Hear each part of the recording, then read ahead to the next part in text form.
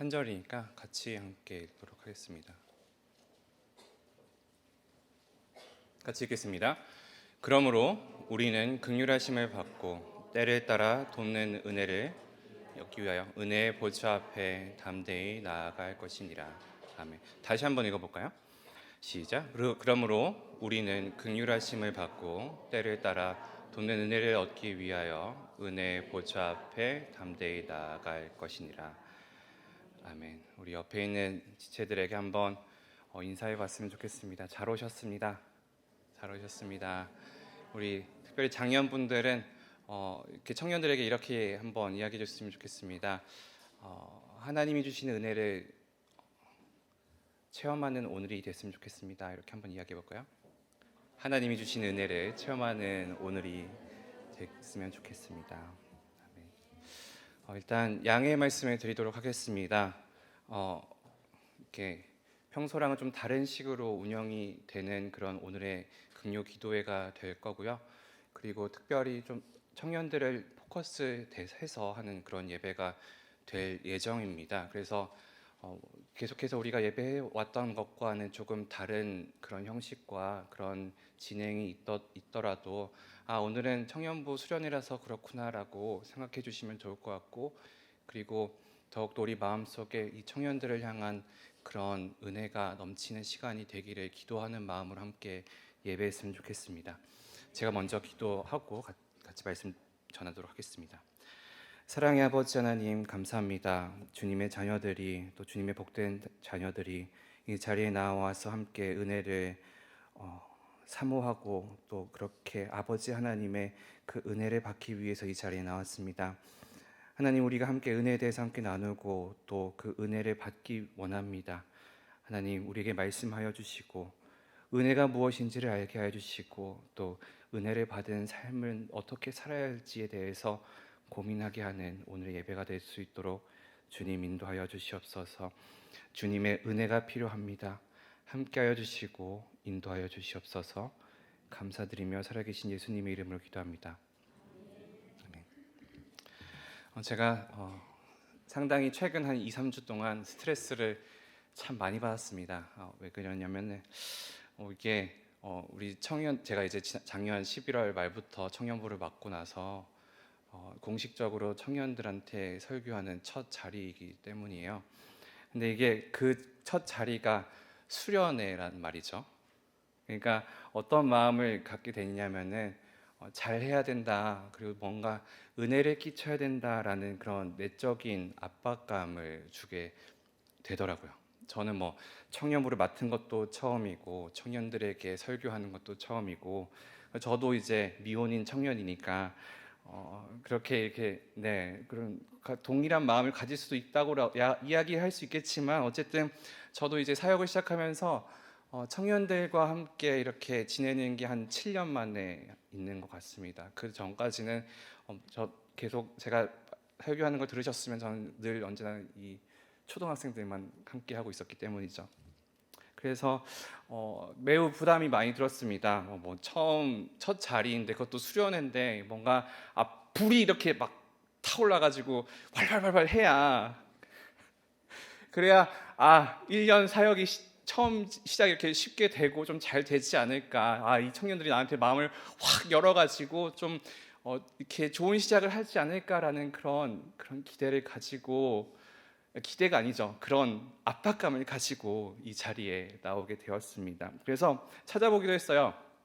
청년 사역을 잘한다는 목사님 설교도 들어보기도 하고, 또 제가 이제 청년 시절에 한 7, 8년보다 훨씬 더 전에 이제 좋아하던 목사님 설교를 찾아보기도 하고, 제가 이제 중학교 때 섬기던 목사님이 어떤 청년부에서 하신 청년 설교를 하신 것도 있더라고요. 그래서 그것도 찾아보기도 하고, 이 책도 많이 찾아봤습니다. 지금 저희 사무실에 책이 이 정도 이렇게 쌓여 있는데, 보면서 내가 이 청년들에게 어떤 걸 해줘야 될까라는 그런 고민을 많이 하게 된 거죠. 근데 결국 깨닫게 되는 건 뭐냐면, 제가 이제 그런 스타일을 하는 사람도 아니고 그런 설교를 하는 사람도 아니라는 거예요. 그런 설교 성향들도 또 설교 스타일들도 성경을 읽고 해석하는 그런 스타일도 그 목사님들과는 저는 다르다라는 걸 영상들을 계속 보게 되면서 깨닫게 되더라고요. 근데 수련회인데 처음인데 뭔가 잘해야 되는데 특별히 주일 말고는 교회도 잘 안 나오시는 청년들이 많은데 특별히 이 시간에 와가지고 금요일 날 놀 수도 있는데 이 자리에 와서 예배를 드린다는 것 자체가 너무 소중한 시간인데 하나님 나는 뭘 할 수 있을까요? 그렇게 기도를 하는 마음으로 이 자리에 나왔고 그러면서 참 그냥 내가 할 수 있는 이야기와 내 이야기를 하는 것이 좋지 않을까. 특별히 첫 시간이니까 저의 이야기를 하는 게 좋지 않을까라는 생각을 가지고 이 자리에 나왔습니다. 제가 9년 정도 전에 이제 여기 앞에 사당동에 있는 총신대학교를 입학을 했습니다. 그러면서 생각했던 게 무엇이냐면은 이 신앙생활에서도 참 가성비라는 게 중요하게 되었다라는 걸 느꼈어요. 저는 이제 저랑 대여섯 살밖에 차이 안 나는 청년들이 저한테 늙었다고 이야기를 하거든요. 그러면서 올드하대요. 저는 그러면 그래 난 올드한 세대구나. 그럼 제가 생각하기엔 저는 올드한 세대 중에서는 가장 마지막 쪽에 있는 사람이 아닐까라고 생각을 하면서 이렇게 생각하게 되더라고요. 지금의 나보다는 뒤에 있는 세대는 지금 내가 살아왔던 세대와는 다른 신앙생활을 하고 있구나라는 걸 느꼈습니다. 그만큼 제가 가성비라고 이야기했던 것처럼 이만큼 내가 교회에 헌신하고 하나님 앞에 헌신하고 부서에 헌신을 하면 내가 이런 시간과 재화를 투자를 하면 그만큼의 은혜를 받기를 기대하고 있다는 거예요. 요즘 세대들이. 하나님 내가 이만큼 섬기고 있는데 하나님 그러면 나는 이만큼의 은혜는 주셔야 되지 않을까요? 라는 그런 기대감을 그 마인드를 가지고 있다는 거예요.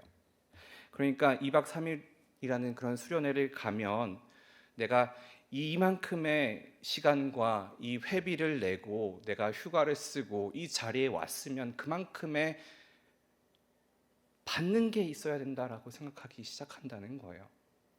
근데 만약에 그 투자가 이루어지지 않으면 어떤 일이 일어날까요? 이 다음에 투자가 있어지지 않겠죠.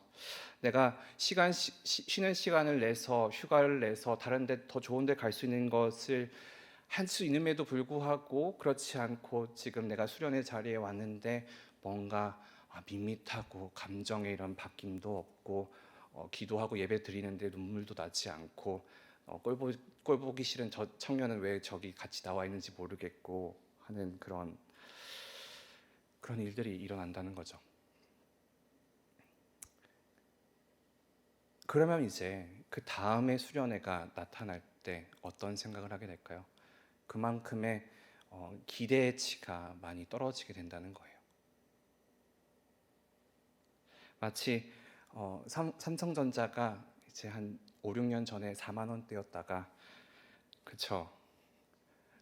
한 7만 7천 원까지 올라갔어요. 나는 이미 늦었지만 유튜브에서 계속 10만 전자가 된대요. 그럼 어떻게 해요? 들어가야죠. 근데 그게 오를 것 같이 이야기를 하다가 보니까 8만 원, 9만 원 하는데 이제 떨어지기 시작하는 거예요. 그리고 그게 5만 원까지 떨어지게 되면 이제 무릎이다라고 하면서 사게 되나요? 아니죠. 그냥 놔두게 되죠.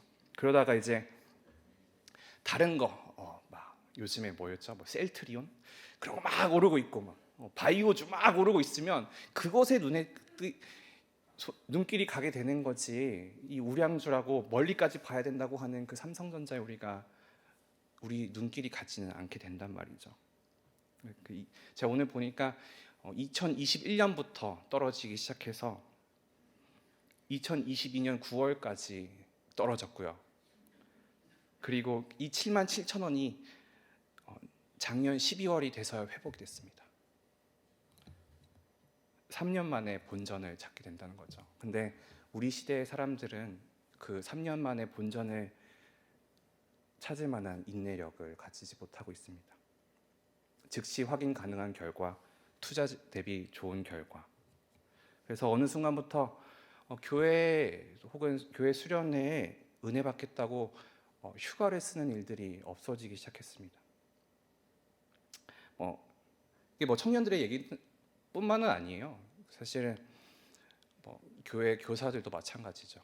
예전에는 당연하게 전날부터 휴가를 써서 성경학교를 준비하고 수련회를 준비하고 그렇게 왔었지만 지금은 어떻게 해서든 그걸 아껴서 내가 써먹을 수 있을 만한 데를 써야 되기 때문이죠.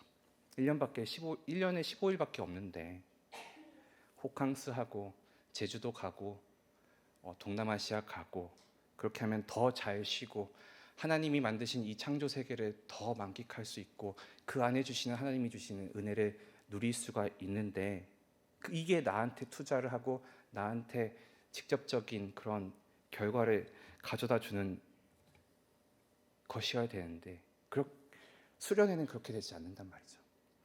수련회 가면 길면 3일 정도 가나요? 근데 여행은 그 다음 여행 갈 때까지 이 여행의 여운이 남아요. 그 전까지는 핸드폰에 있는 사진첩에 우리 청년들은 인스타그램에 포토북 너무 이제 인상 깊었으면 포토북도 만들기도 하고 그리고 또 내가 갔던 곳에 또 놀러를 가려고 하는 친구가 있을 때는 그때 막 내 정보랑 막 그 사진이랑 보내주면서 그때가 좋았구나라는 것을 생각하게 된단 말이죠. 그렇게 내 시간과 내 돈을 잘 쓴 휴가에 우리는 상고하고 묵상합니다. 거기 제주도 어디는 영국풍으로 이렇게 건물을 꾸며놓고 밀크티가 진짜 맛있다더라. 사실 제가 언젠가 한번 설교를 한 적이 있었지만 제가 10년 정도 전에 갔었던 스테이크 집이 진짜 인생 스테이크 집이었더라. 그걸 저가 10년이 지나서도 여러분한테 이야기를 할 수 있는 건 그만큼의 여운이 남았기 때문이에요. 그런데 우리가 지난 수련회들에서 부흥회든 무엇이든지 그렇게 은혜를 받았다고 하고 그때 받았던 말씀에 대해서 그때 내가 가졌던 마음가짐에 대해서 그 결단에 대해서 우리가 얼마나 기억하고 있냐 한번 물어보고 싶습니다. 그래도 아니죠. 나이스 환란 이거 하나 기억하고 계시는 분들이 있더라고요. 사람들을 만나게 되면 대부분 이렇게 중학교나 고등학교 때 하나님을 만났어요라고 이야기를 합니다. 그러면 그때와 지금의 삶에서는 얼마나 다른 점이 있고 그때 만났을 때 그 모습이 지금까지 얼마나 유지가 되고 있느냐라는 것을 물어본다면 그렇게 많이 달라지진 않았더라고요. 이렇게 이야기하는 저도 그렇게 많이 달라지진 않았습니다. 중학교 1학년 때부터 지금까지 못해도 1년에 2번, 많으면 5번씩 수련회를 하고 그때마다 울고 뛰고 찬양하고 기도하고 결단하고 그렇게 예배했어요. 그런데 그게 제주도에 있는 밀크티 한 잔, 뉴욕에 있는 스테이크 한 조각보다 못하게 남아있다는 거예요.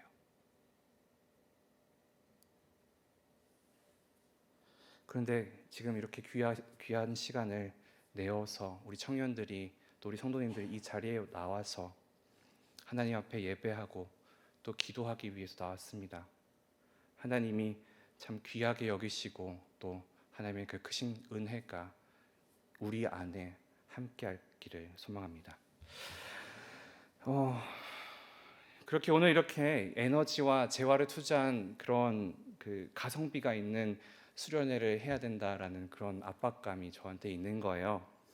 그래서 그렇게 하면 이런 역동성을 끌어낼 수 있지 않을까 하는 그런 기대감이 있는 거죠. 사실 수련회를 하기로 하고 그리고 2024년 청년부 표어를 우리 오늘 제목 여기 보시면 리그레이스라고 되어 있는데 이렇게 결정하게 된 건 제가 아직 설명을 한 적이 한 번도 없어요. 그리고 수련회를 하기로 했기 때문에 그 자리가 오늘이 되었으면 좋겠다라고 생각을 하면서 그렇게 아까도 이야기했지만 뭔가 잘 보여줬으면 좋겠다라는 그런 마음이 있었던 거죠. 근데 그런 이기심, 그런 인간적인 욕심, 그런 걸 보여주려 하면 안 되겠구나라고 하나님이 저에게 마음을 주셨어요.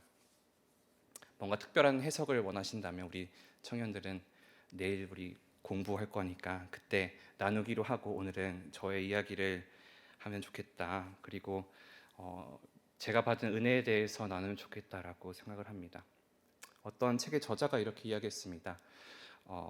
은혜를 경험하지 않고 은혜를 설명하는 것은 마치 불치병에 걸린 당신에게 의사가 목숨을 구할 수 있는 약을 주는데도 이를 거절하는 것 같다라고 이야기를 합니다. 그러니까 은혜에 대해서 이야기를 하기 위해서는 제가 받은 은혜를 이야기할 수밖에 없죠. 온사랑교회 2024년 표어가 무엇인지 아시나요? 네, 갑절의 은혜를 이라는 말씀입니다. 제가 이제 담임 목사님을 통해서 이 근간이 되는 이 표에 대한 근간이 되는 두 구절을 알게 되었고 그걸 함께 나눴으면 좋겠는데요. 첫 번째로 열왕기 하 2장 9절 말씀입니다. 우리 한번 같이 읽어볼까요? 시작. 엘리사가 이르되 당신의 성령이 하시는 역사가 갑절이나 내게 있소서 하는지라. 이 말은 엘리사가 스승 엘리야가 불병거를 타고 하늘에 올라가기 직전에 했던 말입니다. 엘리야는 어떤 사람이었었죠? 하늘에서 불이 내리게 하고 또 비가 오는 땅에 비가 내리게 하고 그리고 과부의 밀가루와 기름이 떨어지지 않게 하기도 하고 또 그 과부의 죽은 아들을 살려내기도 하고 또 바다를 가르던 사람이었습니다. 그리고 많은 영적 싸움을 해냈었죠.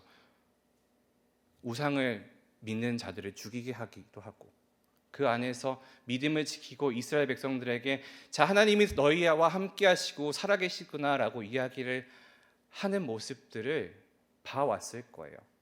보지 못하더라도 이 우리 스승이 이런 역사를 하였구나라는 걸 알고 있었죠. 그러니까 이 사람이 이제 떠나고 내 스승이 내가 의지하고 있었던 한 사람이 떠나게 되었을 때에 하나님이 부르셔서 이제 저 회오리 바람을 타고 올라가게 될 때 그런 생각이 들게 되는 거죠. 나는 이 일을 해낼 수 있을까? 내가 이 엘리야라는 사람의 그 빈자리를 채워낼 수 있을까? 그런 두려움. 이방신을 섬기는 그 사람들과 믿음의 싸움을 해 나아가야 되는데 내가 이걸 할 수 있을까? 그러니까 그 마음을 가지고 있었던 간청. 나는 두렵다. 나는 할 수 없다. 우리 선생님은 목숨을 걸고 했는데 나는 할 수 없다. 나는 못한다. 왜 나를 두고 떠나냐? 그러니까 어떤 마음을 갖게 되는 거죠? 당신이 했었던 그 성령의 역사가 2배 정도는 되어야 내가 그만큼 살아갈 수는 있지 않을까라는 그런 마음에서 엘리야에게 그렇게 이야기를 했을 거라고 생각합니다. 사실 이렇게 청년부 앞에선 저의 모습도 마찬가지죠. 하나님, 성령이 하시는 역사가 갑절이나 내게 있게 하소서. 왜냐? 전 부족하기 때문이에요. 그렇게 갑절이라는 단어가 되지 않았을까 생각해 봅니다. 두 번째 구절인데 시편 123편 말씀인데 같이 한번 읽어보겠습니다. 여호와여 우리에게 은혜를 베푸시고 또 은혜를 베푸소서.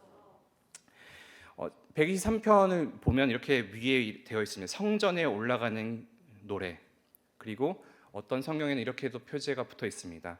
주님의 도우심을 구하는 기도.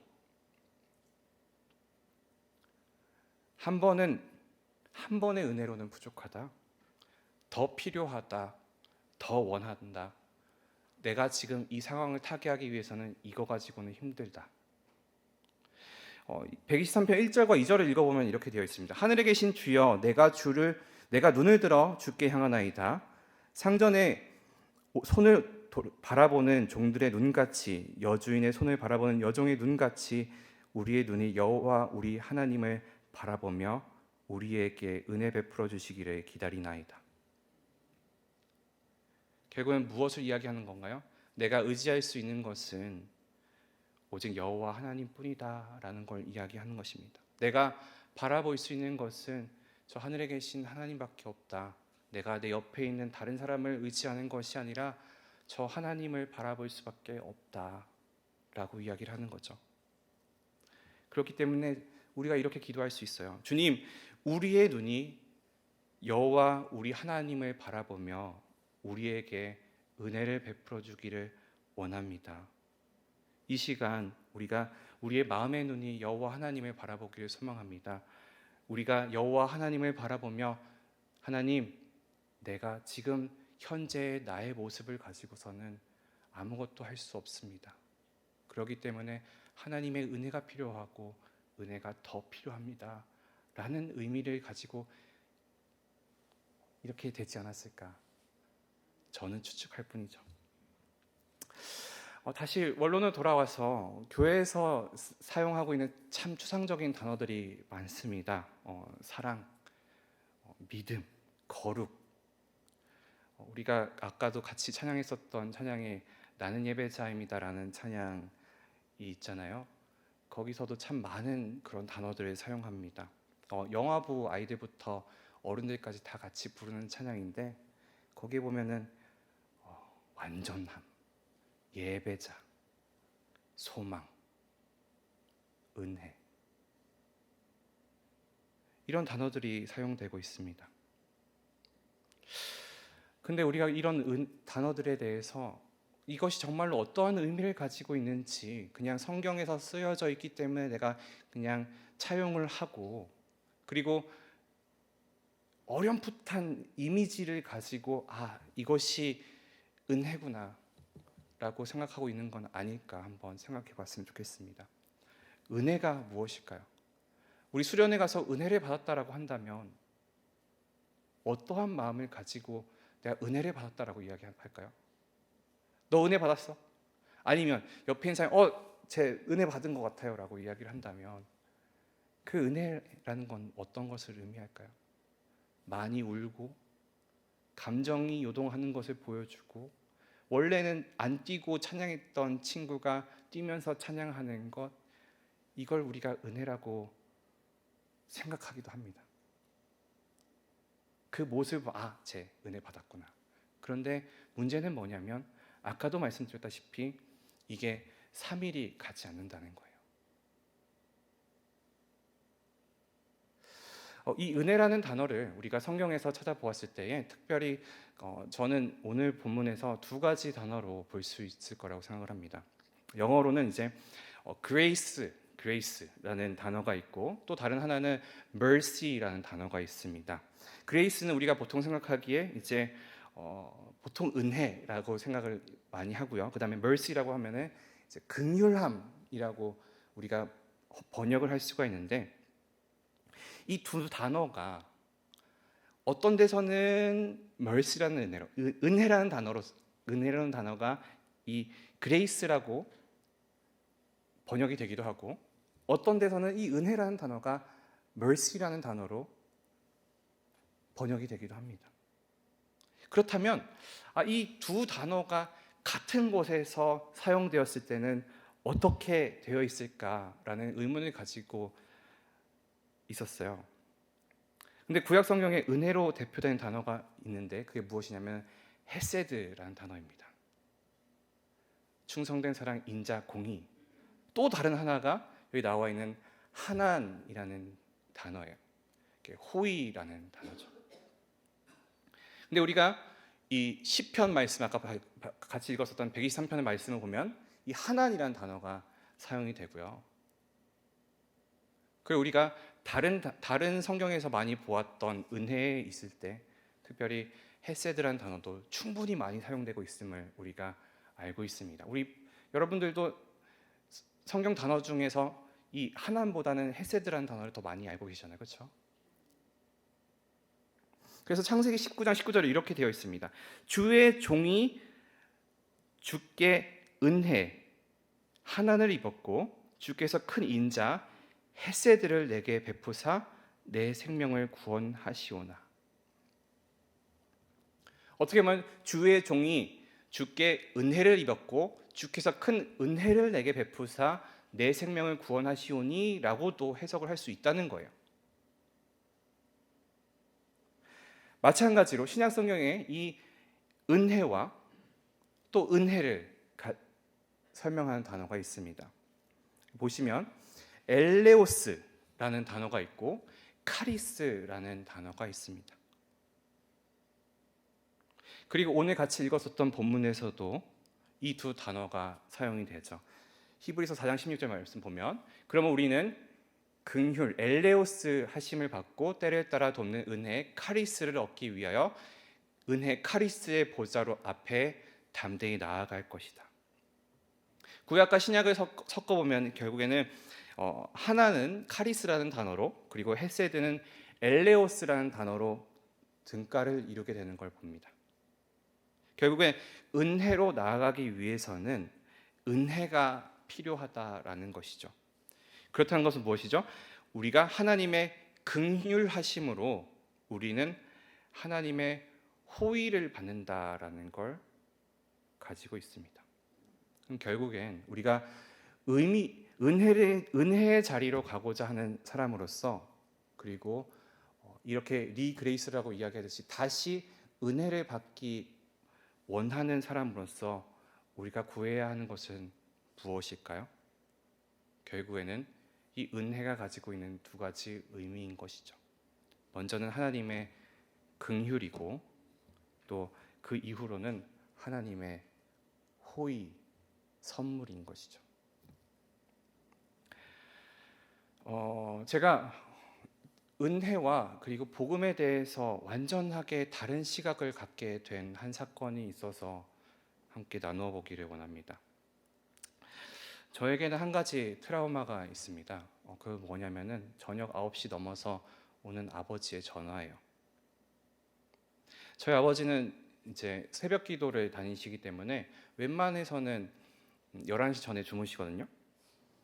그 루틴이 있어요. 9시에 뉴스를 보고 10시에 드라마를 보고 11시에 주무십니다. 그렇기 때문에 이미 정해져 있는 스케줄이 있기 때문에 9시 이후로 아버지가 저한테 전화를 하는 일은 없어요. 근데 2년 정도 전에 22년 3월인가쯤에 아버지가 저에게 전화를 했습니다. 지난주부터 엄마 배가 차오르고 있다. 오늘 엄마가 피를 토한다. 의식이 없다. 인사불성이다. 응급실을 가야 한다. 119를 불렀다. 이 기간이 한참 코로나 기간이었기 때문에 제가 할 수 있는 것은 아무것도 없었습니다. 보호자는 단 한 사람만 같이 있을 수 있었고요. 그리고 그 보호자도 이 코로나 키트가 있어야 함께 병원에 들어갈 수 있었어요. 제가 할 수 있는 일이라고는 이미 들어간 응급실에 아버지나 어머니가 필요한 짐을 전달하는 것밖에 없었습니다.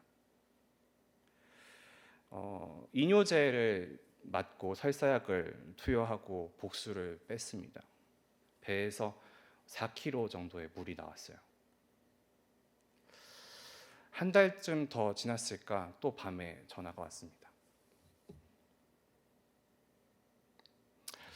이 일이 한 세네 번 정도 반복이 됐었고요. 그리고 한 달, 3주, 2주, 1주 이렇게 주기가 짧아지는 일들이 생겼죠. 원래 저희 어머니의 간이 안 좋다는 건 알고 있었습니다. 의사도 사실은 이렇게 지금 생활할 수 있는 게 사실은 말도 안 되는 일이다라고 이야기를 한 거예요. 그만큼 간이 딱딱해져 있는데 이미 어떻게 지금 멀쩡하게 이렇게 잘 다니고 계시냐라고 특이 체질이다라고 이야기를 하는 거예요. 그래서 특이 체질이구나. 하나님이 은혜를 베푸셨구나라고 생각을 하고 있었어요. 종종 이제 뭔가 있어가지고 복강경 시술을 하는 거였지만 그건 1년에 한 번, 2년에 한 번 있었던 거고 3일이면 퇴원을 하는 일들이었기 때문에 크게 막 걱정을 하진 않았었단 말이에요. 근데 어느 날부터 이런 일들이 생기기 시작한 겁니다. 배가 차오르고 피를 토하고 의식을 잃고 또 괜찮은 줄 알았어요. 시간이 지나고. 근데 어느 날 제가 소개팅을 하는 자리였습니다. 소개팅을 하고 있는데 이제 같이 소개팅하는 자매와 이렇게 밥을 먹고 있는데 아버지가 전화를 하는 거예요. 엄마랑 응급실 가는 중이다. 빨리 와달라.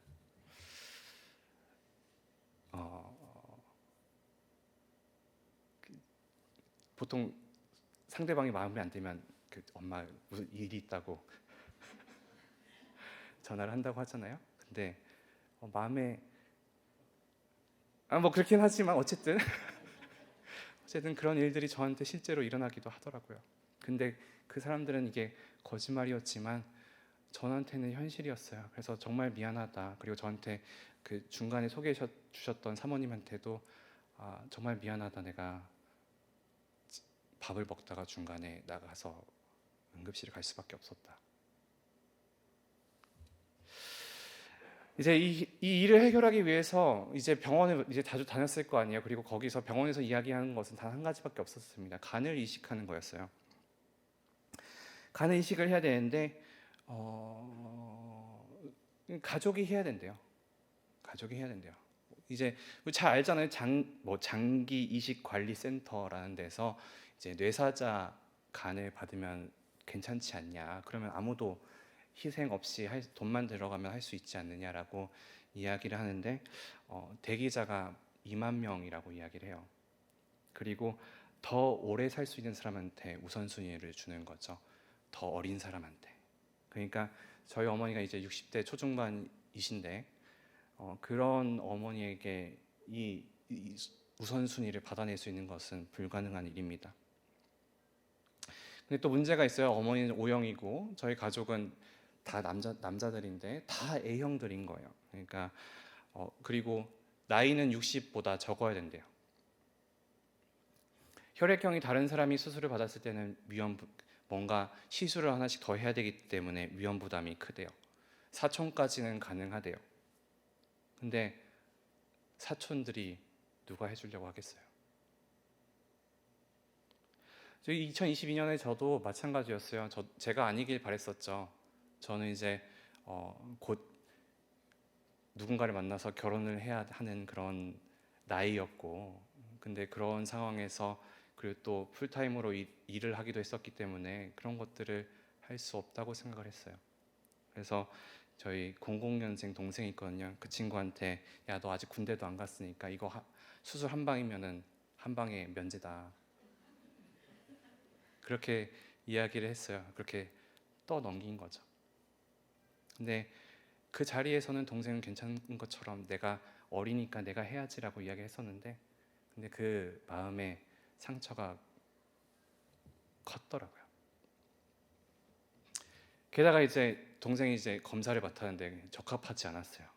시간이 그냥 지나갔죠. 조용해서 괜찮은 줄 알았어요. 근데 작년에 2023년 1월 달 어느 날 밤에, 또 밤이죠. 밤에 아버지가 전화를 합니다. 복수가 차고 정신이 없고 피를 토한다. 그리고 어머니는 이제 없는 정신에 이렇게 이야기를 하는 거예요. 하나님, 이제 나 데려가세요. 그리고 한기라 이렇게 이야기하면서 여러 가지 유언과 같은 말을 하기 시작하는 겁니다. 이미 어머니는 내가 살아갈 수 없을 거라고 생각을 했어요. 살 포기를 한 거죠. 살 수 없을 거라고. 누가 나한테 간을 주겠느냐. 사실이죠. 뭐 가만히 있으면 죽을 수밖에 없는 것이 현실이었습니다. 어머니 본인도, 저희 아버지도 선뜻 이렇게 자식들한테도 이야기를 할 수가 없는 거예요. 간을 내어달라. 제 동생도 마찬가지고 저도 그렇게 선뜻 이야기를 할 수가 없었죠. 근데 결국에는 누군가 살리려면 누군가는 해야 되는 거예요. 근데 그 누군가가 저희 동생은 할 수가 없었고, 저희 아버지는 나이가 많으셨고, 남은 한 사람이 한 명 있네요. 지금 간을 줄 수 있는 사람은 나뿐이다 라고 깨닫게 된 거죠. 그래서 제가 하겠다고 했어요. 우리 담임 목사님한테 먼저 이야기하기 전에 제가 하겠다고 했어요. 엄마 울었죠. 진짜로 간 줄 거냐고. 그럼 살 수 있는 거냐고. 검사를 이제 시작을 하고 저한테 이제 살을 빼오래요. 그래서 3주 동안 7kg를 뺐어요. 지금의 저와 그 살을 한참 빼고 있을 때 저의 그 외모는 많이 다릅니다. 기억하시는 분도 있긴 모르겠지만 이렇게 좀 더 이렇게 이런 모습이었거든요. 병원에서 이렇게 안심을 시켜요. 1년 내에 죽는 사람은 없다. 간을 떼서 주는 사람은. 근데 후유증이나 부작용의 가능성은 70%에서 80% 정도가 나타난다. 그게 어떤 방식이든지 가벼울 수도 있고 무거울 수도 있고. 그 1년이 지나가면 더 이상 트래킹하지 않아요. 이 사람이 잘 생존하고 있는지 아닌지. 유튜브를 보니까 이제 그 후유증으로 혹은 이 간을 떼주고 힘든 것들에 대해서 이 가족들이 이해를 해주지 못하는 것들이 있으면서 생기는 관계적인 부분들 때문에 우울증이 생기고 자살하는 사람이 엄청나게 많다고 하더라고요. 근데 어쨌든 지금 보면 아시다시피 저는 멀쩡한 것 같고 살은 찌고 있습니다. 다이어트를 이제 아까 3주 동안 7kg를 빼고, 그때 여름 사역 기간이어가지고 성경학교 열심히 준비하고 성경학교 하고, 또 다른 교역자들 휴가 기간이어가지고 또 땜빵 해야 되니까 또 더 열심히 하고, 정말 정신없는 날, 그 성경학교를 마치는 그 주일날 저는 입원을 했습니다. 그리고 그 다음날 수술을 했죠. 수많은 성도님들과 또 저를 아시는 분들이 기도해 주시고 또 후원해 주셔서 그렇게 수술을 할 수 있었습니다. 5시간 동안 이제 배에 이렇게 6군데를 구멍을 뚫고 이 밑에 이제 한 이 정도 되는 구멍을 뚫어서 저의 간을 한 60% 정도 잘라내고, 그리고 제가 시작한 것에 한 2시간 있다부터 저희 어머니가 수술을 해서 9시간 동안 수술했습니다. 그리고 두 사람이 살아있는 상태로 잘 나왔었죠. 그때부터 복음이 무엇인지와 은혜가 무엇인지에 대해서 좀 다시금 깨닫게 된 거였어요. 마가복음 8장 34절에서 37절 보면 이렇게 되어 있습니다. 무리가 제자들을 불러 이르시되 누구든지 나를 따르려거든 자기를 부인하고 자기 십자가를 지고 나를 따를 것이니라. 누구든지 자기 목숨을 구원하고자 하면 잃을 것이요 누구든지 나와 복음을 위하여 자기 목숨을 잃으면 구원하리라. 사람이 만일 온 천하를 얻고도 자기 목숨을 잃으면 무엇이 유익하리요? 사람이 무엇을 주고 자기 목숨과 바꾸겠느냐? 이 말씀의 의미를 깨닫게 되기 시작했어요. 살리기 위해서는 죽을 수밖에 없구나. 우리를 살리기 위해서는 예수님은 죽을 수밖에 없었구나. 내가 우리 엄마를 살리기 위해서는 내가 수술장에 들어가서 내 배를 째고 내 간을 떼어내는 일을 할 수밖에 없었던 것처럼, 근데 하나님은 우리를 너무나 사랑하셔서 그렇게 자기 목숨을 주셨구나 라는 걸 깨닫게 된 거죠. 그렇게 예수님께서는 우리에게 구원이라는 선물을 주셨어요. 근데 수술을 하면 다 될 줄 알았습니다, 사실. 그러면 바로 회복할 줄 알았어요. 유튜브 보니까 일주일이면은 받은 사람도 어느 정도 회복을 한다고 하더라고요. 저도 회복 잘 했습니다. 수술하고 그 다음 날부터 걸어 다녔고요. 그게 화요일이죠. 수요일 날 우리 수요 예배 끝나고 어떤 분이 찾아오셔가지고 같이 차 한 잔도 하고요. 그렇게 괜찮았어요. 근데 저희 어머니는 그렇지 않았던 거죠. 어머니보다 늦게 수술을 한 사람이, 일주일이나 더 늦게 수술한 사람이 먼저 일반 병실로 옮겨져 있는 거예요. 수술한 지 한 달이 지나도 나아질 기미가 없는 거예요. 중환자실에 계속 누워 있고 욕창을 방지를 해야 되고, 움직일 수 있는 것은 눈을 껌뻑이는 것과 손가락 껌뻑 이제 움직이는 것밖에 없고, 이야기를 하려고 해도 너무나 많은 시간 동안 음식을 제대로 섭취하지 못하고 인공호흡기를 하고 있었기 때문에 쉑쉑거리는 소리밖에 나지 않는 거예요. 코를 통해서 음식을 넣고 바늘을 너무 많이 꽂아가지고 온몸에 멍이 들고, 시간이 지나니까 이제 의사소통은 가능해졌어요. 엄마는 힘들어했고 고통스러워했습니다. 죽고 싶다고 이야기를 하시더라고요. 병원에만 3달 반 정도 있었습니다. 중환자실에서 한 40일, 일반 병실에서 또 한 달, 그리고 요양병원에서 또 한 달. 제가 할 수 있는 이야기는 한 가지밖에 없었어요. 엄마 살아야 해. 엄마 살려고 좀 의지를 가져야 해. 근데 계속해서 나아지지 않는 그런 건강 상태 때문에 내가 이야기할 수 있는 것은 엄마 내 간값 해야지. 그렇게 이야기할 수밖에 없는 거예요. 아니 돈 몇 천만 원 들어가지고 이렇게 수술을 했는데 수술 받았으면 살 의지가 있어야 될 거 아니야 라고 이야기를 할 수밖에 없는 거죠. 그러면서 또 이제 생각이 난 게 그럼 우리의 삶에서도 마찬가지로 우리가 예수 그리스도의 그 목숨값을 해야 되는구나라고 깨닫게 됐었어요. 예수님은 그럴 필요가 없으셨지만 십자가에 달려 돌아가셨죠. 그 사랑을 어떻게 표현하셨을까요? 히브리서 9장 11절에서 12절 말씀인데, 그리스도께서는 장래 좋은 일에 대제사장으로 오사 손으로 짓지 아니한 것 곧 이 창조에 속하지 아니한 더 크고 온전한 장막으로 말미암아 염소와 송아지의 피로 하지 아니하고 오직 자기의 피로 영원한 속죄를 이루사 단번에 성소에 들어가셨느니라. 예수님은 그렇게 우리를 살리기 위해서 십자가에 달려 돌아가셨고, 그리고 우리가 아무것도 그렇게 받아야 할 이유가 없지만 예수님이 우리를 살리기 위해서 그 희생을 당하셨다는 걸 지식적으로는 알고 있었지만 제가 살리기 위해서는 어쩔 수 없게 해야 된다는 그 사실을 깨닫게 되었을 때 알게 되었던 것입니다.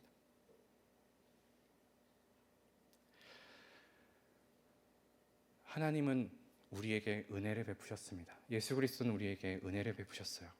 네, 그 은혜가 이 긍휼이라는 단어로 우리는 해석할 수 있을 거라고 생각을 해요. 예수님께서 우리를 불쌍히 여기셨기 때문에 십자가에 본인이 죽게 하셨고, 우리 성경에서 볼 수 있지만 예수님은 그 잔을 나에게 피할 수 있게 해주시면 피하게 해달라고 그렇게 기도하기도 했었습니다. 얼마나 힘들고 어렵고 고통스럽고 그렇다는 걸 다 이미 알고 계셨기 때문이에요.